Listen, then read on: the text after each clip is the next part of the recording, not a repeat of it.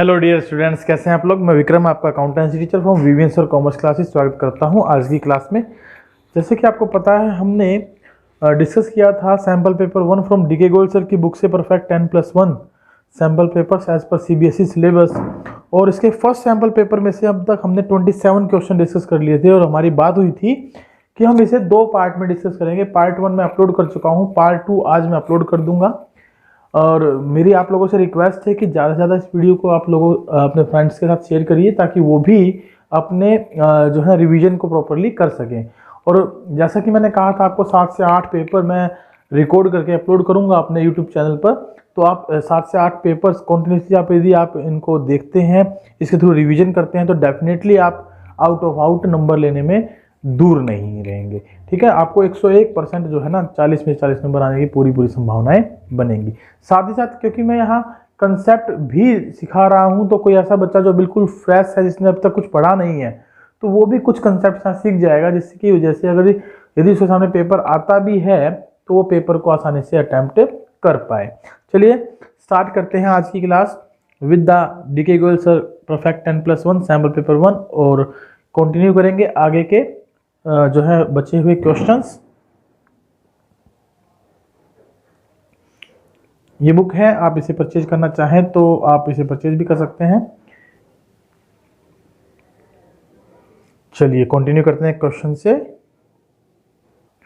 Question number 28, good luck limited invited applications for issuing 80,000 shares of 10 each at a premium of ₹5 per share. The amount was payable as follows. पैसा जो है इस प्रकार से payable था। On application ₹5 including ₹3 premium, allotment ₹7 including ₹2 premium, first and final call ₹3। Applications were received for 1 lakh shares and pro rata allotment was made to all the applicants. चलिए यहाँ तो कैटेगरी क्लियर हो गई। 1 लाख शेयर्स के लिए एप्लीकेंट हैं और 80,000 शेयर हम उनको इशू कर रहे हैं। All calls were made and were duly received except allotment and first and final call from Vidya who was allotted 3200 share. Her shares were forfeited, उसके शेयर्स को हमने क्या कर लिया, फॉरफिट कर लिया। Amount credited to share forfeiture account बताइए। देखिए बिल्कुल डिक्टो क्वेश्चन है जैसा क्वेश्चन नंबर 27 हमने किया था। क्वेश्चन नंबर 27 में भी यही बात थी, बस मैंने आपको एक बात बताई थी कि यदि एप्लीकेशन पर प्रीमियम ना हो तो आपको कुछ नहीं करना। यदि allotment first call final call के पैसा अगर आपको नहीं मिल रहा है तो उसके अप्लाइड शेयर निकालिए और एप्लीकेशन मनी से मल्टीप्लाई कराइए। लेकिन क्योंकि यहाँ पर एप्लीकेशन पर प्रीमियम मांग रखा है, तो इसलिए मैं आप लोगों को ये रिक्वेस्ट करूंगा कि भाई अप्लाइड तो आप निकालें ही निकालें। अप्लाइड निकालने में जो है कंजूसी ना करें, अप्लाइड निकालें। देखिए यहाँ पर 3200 शेयर विद्या को हमने अलॉट किए हैं, तो 4 से डिवाइड कर दें। 4 8 32, 8 तो ये हो गया 4000 शेयर इसने मांगे होंगे और हमने इसको 3200 शेयर दिए होंगे। तो 800 शेयर पर इसने एप्लीकेशन ₹5 यानी 4000 रुपये एडवांस दिया होगा, जिसको कि हम कहाँ यूज करेंगे, अलॉटमेंट पर। अब अलॉटमेंट पर 3200 शेयर टोटल हैं, क्योंकि अलॉटमेंट पर हम इससे ₹7 के हिसाब से पैसा मांगेंगे तो जो कि ज़्यादा बनेगा 4000 से, तो इसका मतलब 4000 ये जो पैसा मिला है ये अलॉटमेंट पर हम यूज कर सकते हैं। इसके अलावा उसने क्या दिया है, इसके अलावा उसने हमें दिया होगा 3200 शेयर पर एप्लीकेशन मनी। लेकिन क्योंकि प्रीमियम हमें मिल चुका है तो प्रीमियम को छोड़ दें तो ₹2 हमें यहाँ मिले होंगे 3200 शेयर पर, तो 6400 यहाँ मिले होंगे, प्लस एडवांस जो उसने हमें दिया, एडवांस हमें कितना दिया, 4000 रुपये। तो टोटल 10,400 रुपये की हमें उससे क्या हुई होगी, रिसीविंग हुई होगी। तो यहाँ ऑप्शन बी जो है हमारा क्या हो जाएगा, करेक्ट आंसर हो जाएगा इस क्वेश्चन के लिए। होप सो कि आपको ये क्वेश्चन समझ में आया होगा कैसे हमने कैलकुलेट किया। एक बार वीडियो को जरूर रिवाइंड करके देख लें। चलिए क्वेश्चन नंबर 29 पर चलते हैं। क्वेश्चन नंबर 29 है, A B C were partners sharing profit and losses ratio 2:1। A B C 3 partner 2-2-1 में लाभानी बांटते हुए they decided to share future profits in the ratio 7:5:3। It means the question is belonging to chapter change in profit sharing ratio of existing partner. ठीक है, with effect from 1 अप्रैल 2019 उन्होंने अपना लाभ अनुपात बदलने के लिए कहा। बैलेंस शीट में their balance sheet as on that date showed a workmen compensation reserve 60,000 and a balance of 90,000 in advertisement suspense account. In the adjustment entry आपने बतानी है कि एडजस्टमेंट एंट्री में क्या होगा। देखिए सीधी सी बात है, वर्कमैन कंपनसेशन रिजर्व का बैलेंस है हमारे पास, दैट इज प्रॉफिट 60,000 रुपीज़ का। और एडवर्टाइजमेंट सस्पेंस का बैलेंस है, that is a kind of loss 90,000 rupees का। तो मेरे पास नेट लॉस है 30,000 रुपीज़, ठीक है, ये लॉस है 30,000 रुपीज़। इसको गेनिंग सेक्रीफाइस में बांटना है। और ध्यान रखिएगा जब लॉस होता है तो एंट्री क्या होती है, सेक्रीफाइस डेबिट टू गेन।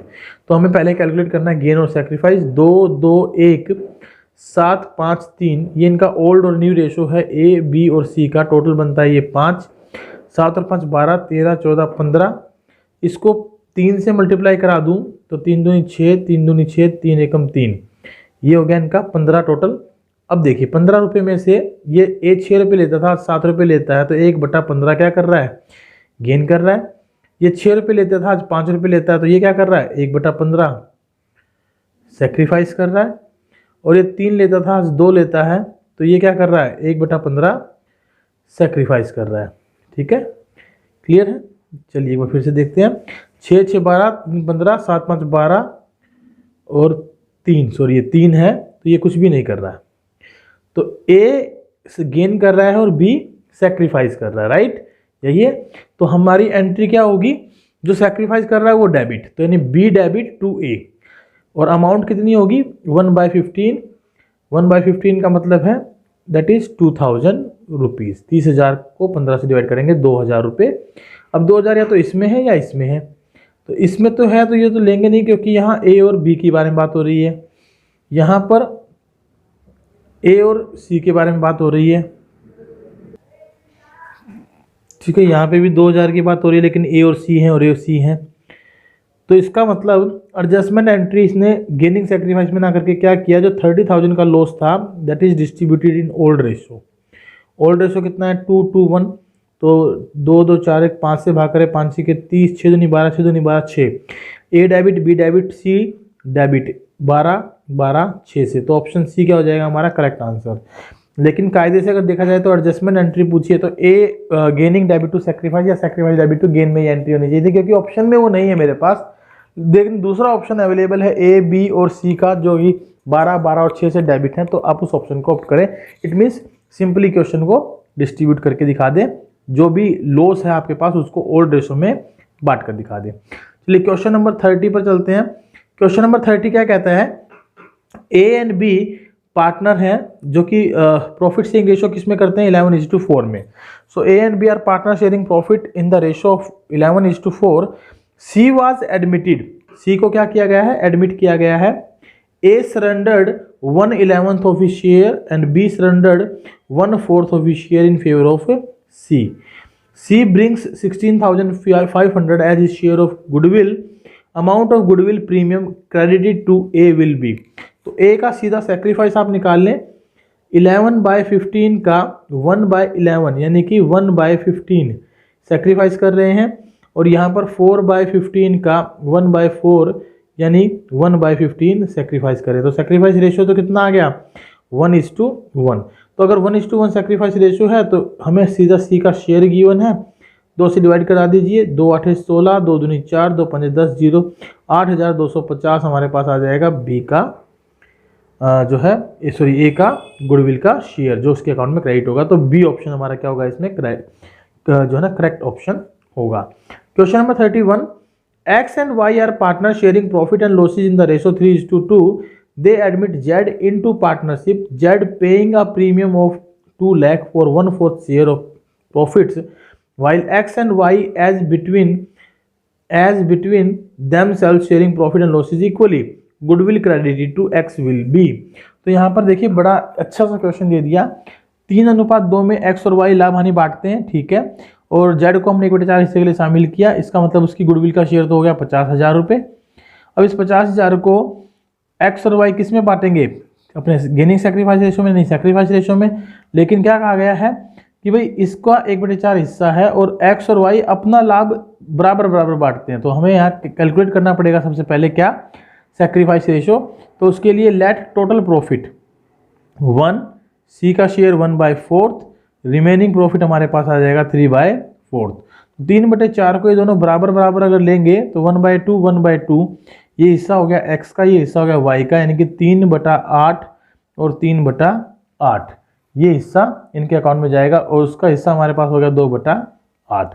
तो हमारे पास ओल्ड रेशो भी है, हमारे पास न्यू रेशो भी है और हम क्या निकाल सकते हैं इससे, सेक्रीफाइस। तो 3/8 माइनस में 3/5 माइनस में 3/8 अगर हम करें तो कितना सेक्रीफाइस करेंगे ये देख लेते हैं। 40, 5 8 40, 8 3 24 माइनस में 15, 9/40 तो इन्होंने सेक्रीफाइस किया। और y ने कितना सेक्रीफाइस किया, x के लिए ही बात हो रही थी, कोई बात नहीं, y ने कितना सेक्रीफाइस किया वो भी देख लेते हैं। 2/5 माइनस में 3/8 तो 40 एलसीएम आ गया, 8 दूनी 16 माइनस में 15, 1/40 ये सेक्रीफाइस कर रहे हैं। इसका मतलब सेक्रीफाइस रेशो हमारा आ गया 9:1। अब 9:1 यदि सेक्रीफाइस रेशो आ गया तो इसके अंदर Z paying premium of 2 lakh for 1/4 share. Okay, ये हमने यहाँ थोड़ी सी कैलकुलेशन गलत कर ली, 50,000 की बजाय 2 ही लाख रुपए क्या है, पूरी गुडविल का शेयर है, तो 2 लाख को 9:1 में बांट दीजिए। और यहाँ एक्स का हिसाब पूछा तो 2 लाख गुना 9/10 तो 1,80,000, यानी कि ऑप्शन बी हमारा क्या हो जाएगा, इसके अंदर करेक्ट आंसर हो जाएगा। चलिए क्वेश्चन नंबर 32 पर चलते हैं। होप सो कि आपको ये क्वेश्चन समझ में आया है। अगर कहीं पर थोड़ा बहुत भी डाउट हो तो एक बार वीडियो को जरूर रिवाइंड करके देखें। कंसेप्ट क्लियर जो है ना, ये क्वेश्चन मैंने आपको समझाने की कोशिश की है और आपको इस तरीके का यदि क्वेश्चन मिलता है तो आप उसको इजीली सोल्व भी कर पाएंगे। और मेरी रिक्वेस्ट है उन व्यूवर्स से जो हमारे चैनल पर नए हैं तो प्लीज़ वो चैनल को सब्सक्राइब जरूर कर लें, शेयर जरूर करें वीडियो को अपने दोस्तों के साथ और उनको कहें कि वो मैक्सिमम इसको आगे शेयर करें ताकि बाकी भी हमारे सभी दोस्तों की जो है रिवीजन अच्छे से हो सके, सभी बच्चों की रिवीजन जो है वो अच्छे से हो सके और वो आउट ऑफ मार्क्स ले सकें। चलिए क्वेश्चन नंबर 32 पर चलते हैं। क्वेश्चन नंबर 32 क्या कहता है, given below are 2 statements, one labeled as assertion and other labeled as region. Now let us study the both terms. Partnership is a voluntary association. Partnership एक वॉलंटरी एसोसिएशन है। चलिए ये बिल्कुल सही स्टेटमेंट है। पार्टनरशिप क्या होती है, एक वॉलंटरी एसोसिएशन होती है। रीजन क्या दिया है, पार्टनरशिप डीड इज ओरल और रिटन एग्रीमेंट। देखिए पार्टनरशिप डीड अगर बोल दिया तो it should be in written, not to be in oral. तो ये स्टेटमेंट क्या हो गई, गलत हो गई। तो यानी ए स्टेटमेंट सही है, आर गलत है। तो A and R wrong, only A is correct हमारा क्या हो जाएगा, आंसर हो जाएगा, क्योंकि बाकी दोनों में जो करेक्ट लिखा दोनों स्टेटमेंट वो हो ही नहीं सकता। देखिए यहाँ पर थोड़ा सा मैं बात बता दूं, जब भी एग्रीमेंट है तो agreement can be in written और oral, but whenever we are discussing about partnership deed तो it must be in written only. तो ये रिटन में होना चाहिए, राइट। चलिए क्वेश्चन नंबर 33 पर चलते हैं। क्वेश्चन नंबर 33 क्या कहता है, दैट इज ऑल्सो एक reason assertion based question. Assertion क्या दिया है इसके अंदर हमें, a company is an artificial person having separate legal entity, बिल्कुल ट्रू स्टेटमेंट है ये। रीजन है shares of a company are freely transferable except in case of private company in the context of the both of statement which following is the correct. ये भी true statement है, correct तो दोनों ही हो गई। और काइंडली मैं आपको बता भी दूं कि करेक्ट स्टेटमेंट के साथ साथ ये इसकी करेक्ट एक्सप्लेनेशन नहीं है। क्यों, क्योंकि यहाँ पर बात हो रही है कंपनी एक आर्टिफिशियल पर्सन के बारे में और यहाँ पर बात हो रही है शेयर्स के ट्रांसफर के बारे में। तो दोनों की दोनों क्या हो गई, अलग अलग बातें हो गई। तो ऑप्शन ए हमारा क्या हो जाएगा इसमें correct answer. Both A and R true but R is not the correct explanation of A. Is it clear.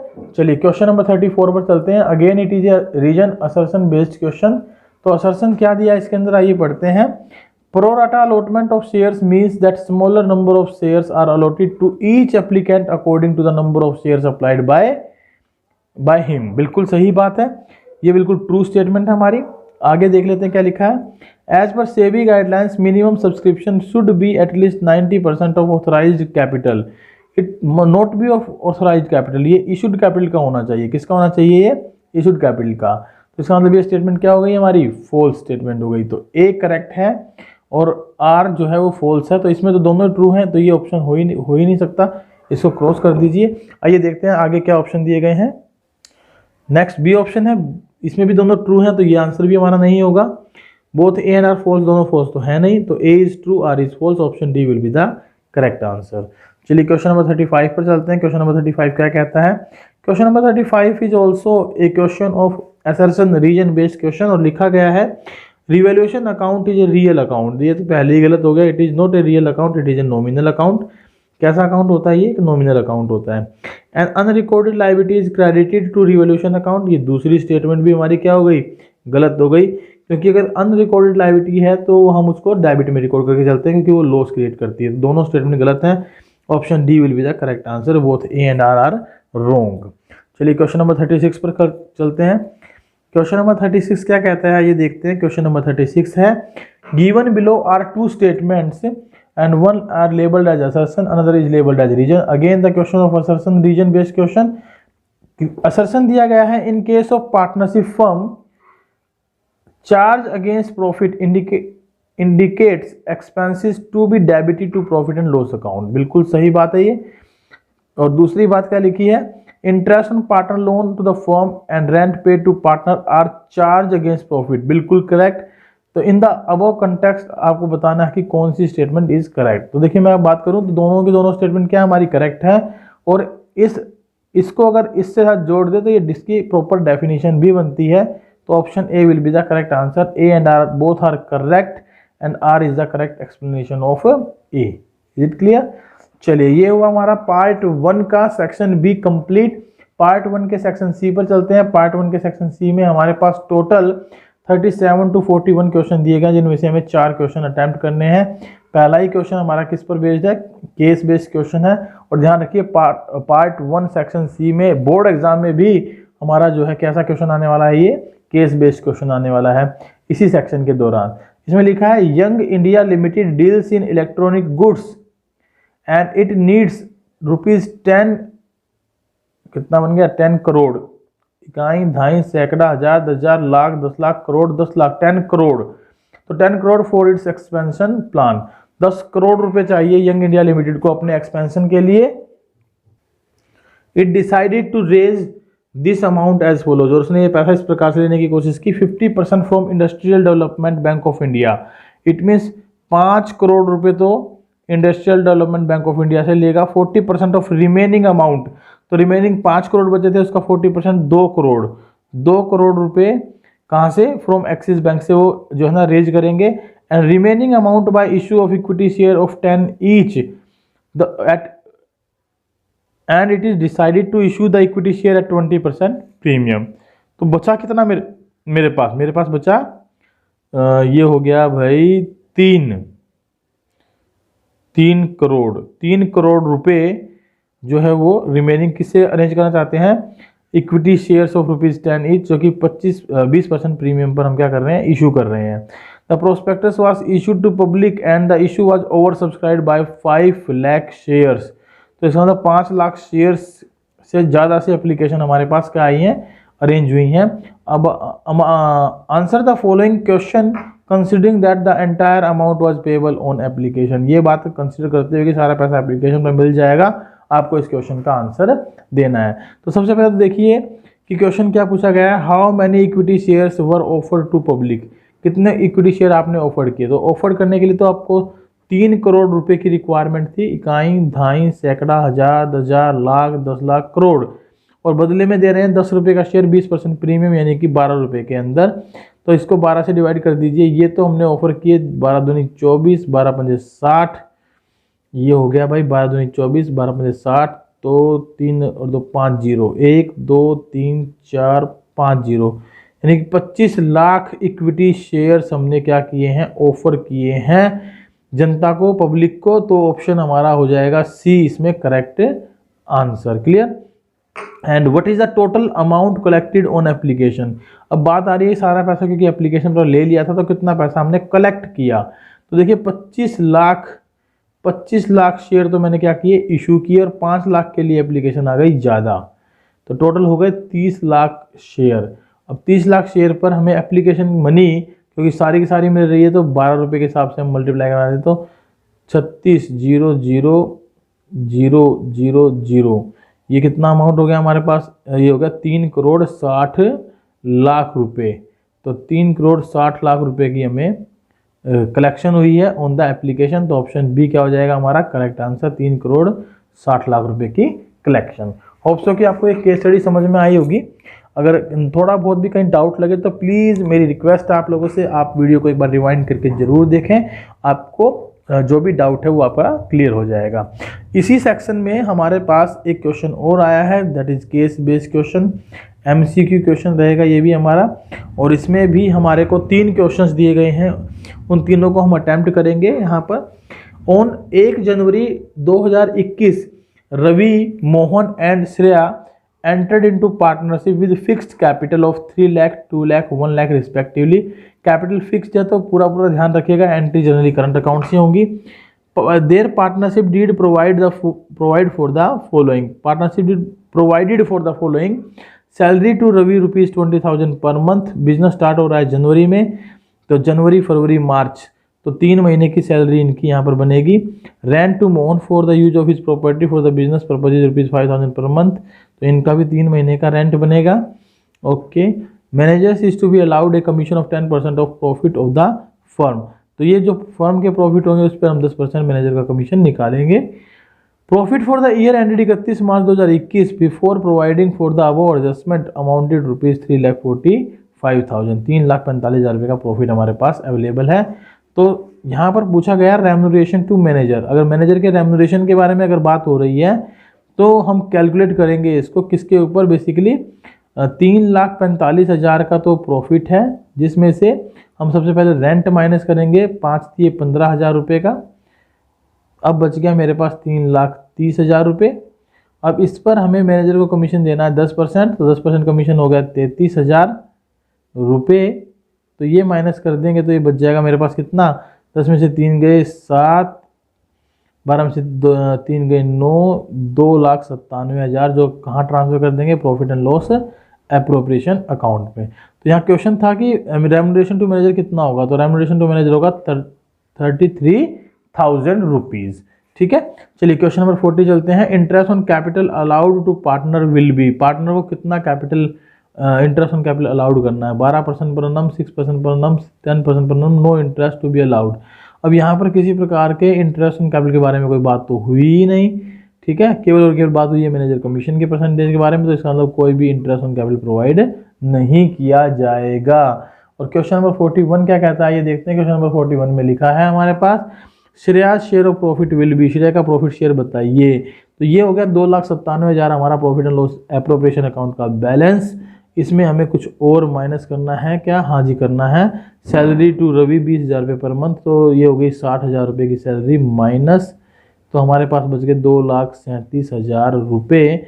और इसके अंदर श्रेया का शेयर कितना है, श्रेया का शेयर था हमारे पास विद फिक्स्ड कैपिटल ऑफ इतना, देखिए लाभ हानि अनुपात कहीं दिया नहीं, तो 3 से डिवाइड कर दीजिए इसको, 3 सत्ते 21, 3 निम 27, 79,000 रुपीज़ बनेंगे, तो ऑप्शन ए क्या हो जाएगा हमारा करेक्ट आंसर हो जाएगा। ठीक है, चलिए क्वेश्चन नंबर 41 तक हमारा सेक्शन 1 कंप्लीट हुआ। आइए चलते हैं पार्ट 2 पर। पार्ट 2 के अंदर हम लोग बात करेंगे अपने सेक्शन 1 के बारे में पार्ट 2 में, ठीक है, पार्ट 2 सेक्शन 1, और इसमें हमारे पास टोटल 42 to 48 क्वेश्चन दिए गए, जिसमें से हमें 5 क्वेश्चन अटेम्प्ट करने बोर्ड एग्जाम में, लेकिन क्योंकि यहाँ पर हम प्रैक्टिस पेपर कर रहे हैं एक प्रकार से, तो सारे क्वेश्चन सोल्व करके देखेंगे। पहला क्वेश्चन है operating ratio is, operating ratio क्या होता है, तो ऑपरेटिंग रेशो होता है cost of revenue from operation plus operating expenses dividing by revenue from operation into 100, ये इसका फॉर्मूला होता है। चेक कर लीजिए कहाँ पर लाई करता है, cost of revenue from operation plus selling expenses नहीं, cost of revenue from operation plus operating and non operating expenses नहीं, cost of revenue from operation plus operating expense dividing by net revenue from operation, option C क्या हो जाएगा हमारा इसका correct answer हो जाएगा। चलिए क्वेश्चन नंबर 43 पर चलते हैं। क्वेश्चन नंबर 43 क्या कहता है ये देखते हैं। क्वेश्चन नंबर 43 है हमारे पास मैच द फॉलोइंग, और हमें मैच करके बताना है कि कौन सा यहाँ पर मैच हो रहा है। तो interest coverage ratio is a part of our, interest coverage ratio is a part of our solvency ratio, किसका पार्ट है ये, सोल्वेंसी रेशो का पार्ट है, तो इसमें आ जाएगा बी ऑप्शन हमारा। और proprietary ratio is also part of solvency ratio, तो इसका भी ऑप्शन आ जाएगा B. Working capital ratio is part of activity ratio, इसका ऑप्शन आ जाएगा सी। तो बी बी सी चेक कर लीजिए कहाँ है, डी बी बी तो एक इसमें है, एक ही इसी में है, तो ऑप्शन भी यही हो जाएगा। ऑप्शन बी का वाक्य मतलब बी है ही नहीं, तो ऑप्शन यही हमारा क्या होगा करेक्ट आंसर होगा, राइट। चलिए question number 44, propose dividend for current year is. ये propose dividend for current year के बारे में यदि मैं बात करूँ तो it is a contingent liability. तो ऑप्शन बी हमारा क्या हो जाएगा इसके लिए करेक्ट आंसर हो जाएगा। क्वेश्चन नंबर 45 का कहता है, ये देखते हैं। क्वेश्चन नंबर 45 है हमारा, a transaction involves decrease in debt equity ratio and increase in current ratio is. आपको इनमें से एक ट्रांजेक्शन आइडेंटिफाइड करनी है जो कि डेट इक्विटी रेशियो को तो डिक्रीज कर दे और करंट रेशियो को इंक्रीज कर दे। तो पहला है issue of debenture against the purchase of fixed assets. तो इससे क्या प्रभाव पड़ने वाला है, डिवेंचर्स जो है वो इंक्रीज हो रहे हैं और फिक्स्ड एसेट्स जो है वो इंक्रीज हो रही है। तो फिक्स्ड एसेट्स तो इक्विटी का पार्ट नहीं होता, डिवेंचर डेट्स का पार्ट होता है, लेकिन रेशो इससे इंक्रीज हो जाएगा। तो ये ऑप्शन हमारा कट गया, दूसरा देखने की जरूरत है ही नहीं। Redemption of preference shares for cash. अब प्रेफरेंस शेयर का रिडम्पशन कैश में कर रहा हूँ तो कैश जो है वो डिक्रीज हो रहा है, प्रेफरेंस शेयर भी डिक्रीज हो रहे हैं। अब प्रेफरेंस शेयर यदि डिक्रीज हो रहे हैं तो रेशो इंक्रीज हो जाएगा। तो ये ऑप्शन भी हमारा नहीं होगा। Income issue of equity share for cash. अगर इक्विटी शेयर इशू कर दें कैश के बदले में तो कैश तो करंट एसेट्स है, इंक्रीज होगा ही होगा, साथ में इक्विटी शेयर भी हमारे क्या हो जाएंगे, बढ़ जाएंगे, यानी डेट इक्विटी भी बढ़ जाएगा। इक्विटी बढ़ने से ये घट जाएगा और यहाँ करंट एसेट्स बढ़ने से रेशो इंक्रीज हो जाएगा। तो option C will be the correct answer for this one question. आइए चलते हैं क्वेश्चन नंबर 46 पर। क्वेश्चन नंबर 46 हमें क्या कह रहा है, that is a question of match the following. Propose dividend अभी अभी हमने पीछे किया था, it is A contingent liability. Unclaimed uncalled liability on partly paid share, that is A commitment. तो फर्स्ट का ए सेकंड का बी, फर्स्ट का ए सेकंड का बी, तो इसका मतलब ए तो दो में था ना, हाँ यही है। तो option A will be the correct answer, right. चलिए क्वेश्चन नंबर 47 पर चलते हैं। क्वेश्चन नंबर 47 है रीजन असर्शन बेस्ड क्वेश्चन, और इस क्वेश्चन को अगर हम पढ़ें तो इसमें लिखा क्या है, असर्शन में financial statement show profitability through balance sheet and financial position through statement of profit and loss. तो आप खुद समझदार हैं, बैलेंस शीट हमें प्रॉफिटेबिलिटी के बारे में नहीं बताती बल्कि फाइनेंशियल पोजीशन के बारे में बताती है। और फाइनेंशियल पोजीशन हमें कौन बताता है, बैलेंस शीट, और प्रॉफिटेबिलिटी कौन बताता है, प्रॉफिट एंड लॉस अकाउंट। तो ये स्टेटमेंट तो हो गई फॉल्स, क्लियर। चलिए तो एक स्टेटमेंट फॉल्स है तो ये दोनों तो आंसर हो ही नहीं सकते, दोनों में ट्रू लिखा है। बोथ ए एंड आर दोनों फॉल्स हो सकते हैं, पढ़ लेते हैं दूसरा पॉइंट भी। Financial statement are recorded facts and they are prepared according to certain accounting conventions. ये सर्टेन अकाउंटिंग कन्वेंशंस के अकॉर्डिंग बनाए जाते हैं, तो बिल्कुल ट्रू स्टेटमेंट है ये। तो इसमें हमारा ऑप्शन डी क्या हो जाएगा correct answer, A is false R is true, right. Question number 48 पर चलते हैं, that is also a reason assertion based question. और इस क्वेश्चन को पढ़ने पर हमें पता लगता है, इसमें लिखा गया है given below are two statements, one labelled as assertion and other is reason. Assertion में दिया गया है current ratio is 1.2:1, payment of trade creditors improves the current ratio. यदि आप ट्रेड क्रेडिटर्स की पेमेंट कर देते हैं तो ये रेशो इम्प्रूव हो जाता है। बिल्कुल सही स्टेटमेंट है, क्योंकि क्रेडिटर लाइबिलिटी जो होती है और रेशो का फॉर्मूला होता है करंट एसेट बटे करंट लाइबिलिटी।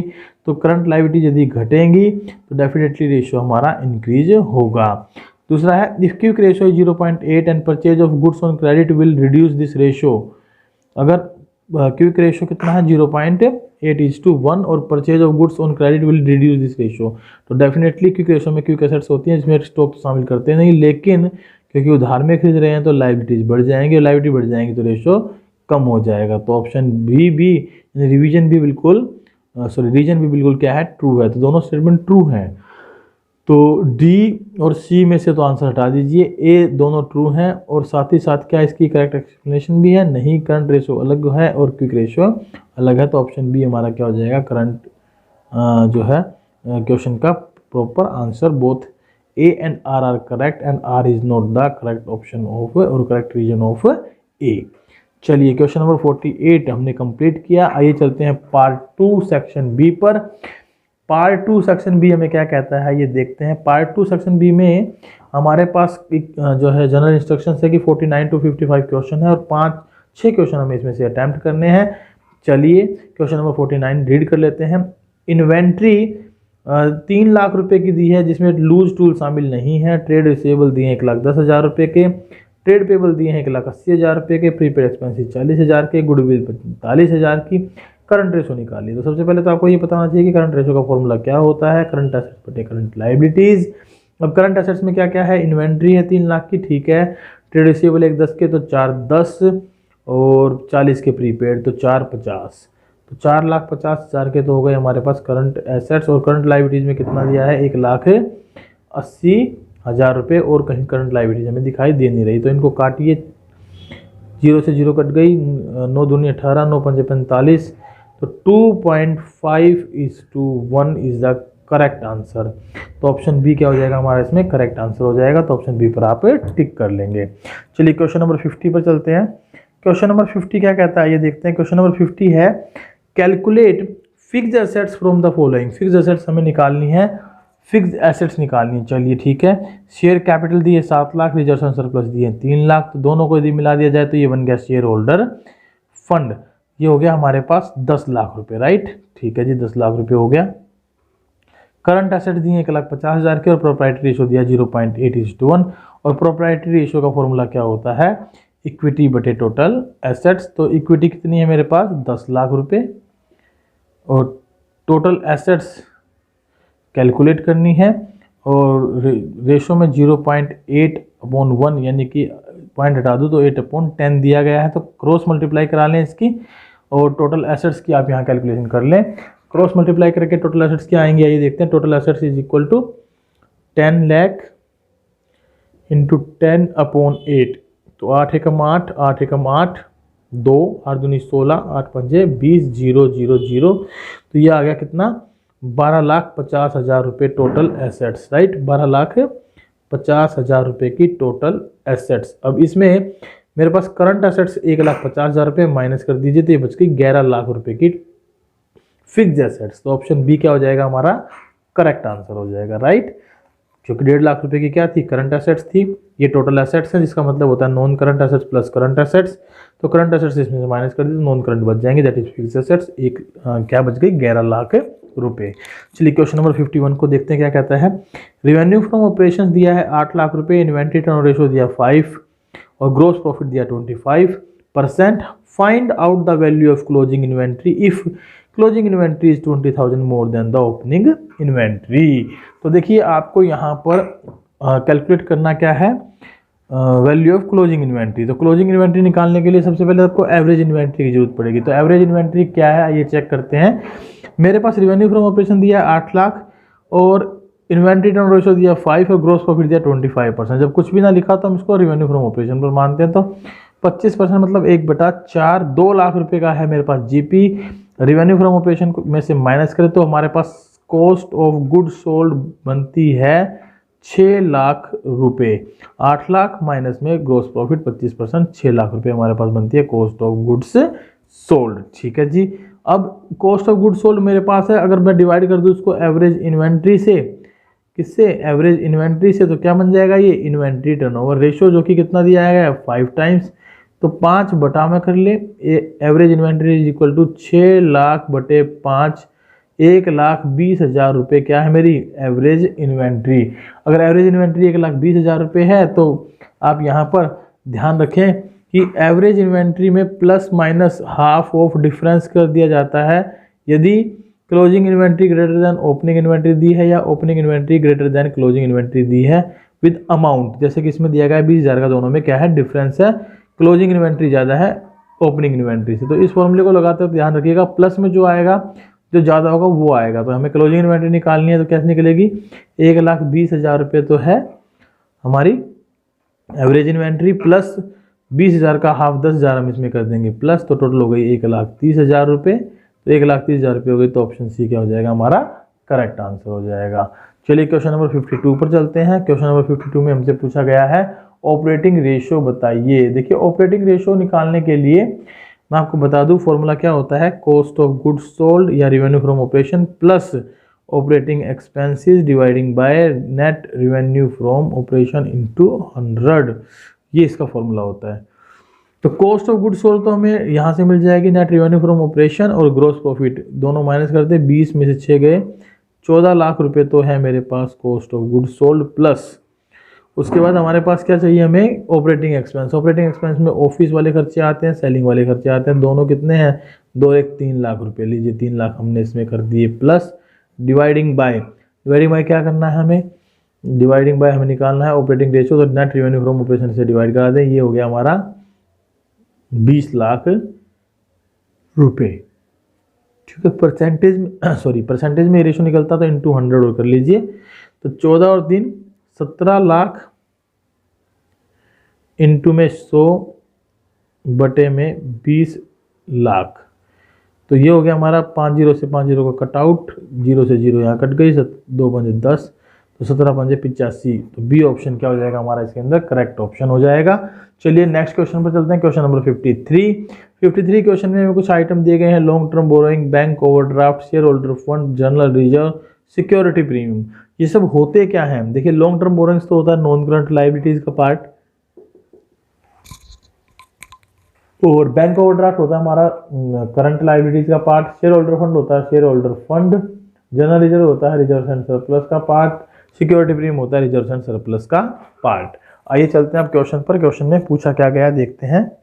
यहाँ पर क्वेश्चन में हमसे पूछा गया है डेट इक्विटी रेशियो क्या है बताइए, तो इसके जो फॉर्मूला क्या होता है, डेट्स बटे इक्विटी, इसका मतलब है नॉन करंट लायबिलिटीज बटे में शेयर होल्डर फंड। तो अगर हम पीछे क्वेश्चन की तरफ चलें तो क्वेश्चन में हमें देखिए क्या दिया गया था नॉन करंट लायबिलिटीज के अंदर, क्वेश्चन थी हमारे नॉन करंट लायबिलिटीज की अमाउंट 18 लाख रुपए, तो 18 लाख रुपए तो ये हो गए हमारे पास, डिवाइडिंग बाय इक्विटी में क्या था, शेयर होल्डर फंड डायरेक्ट था 12 लाख रुपए, तो इसको 12 से डिवाइड करा दीजिए, तो 5 जीरो से 5 जीरो कट जाएगी, 6 3 18, 6 दूनी 12, तो 1.5:1 will be the correct answer. आइए चेक कर लेते हैं क्या ये आंसर हमें यहाँ गिवन है।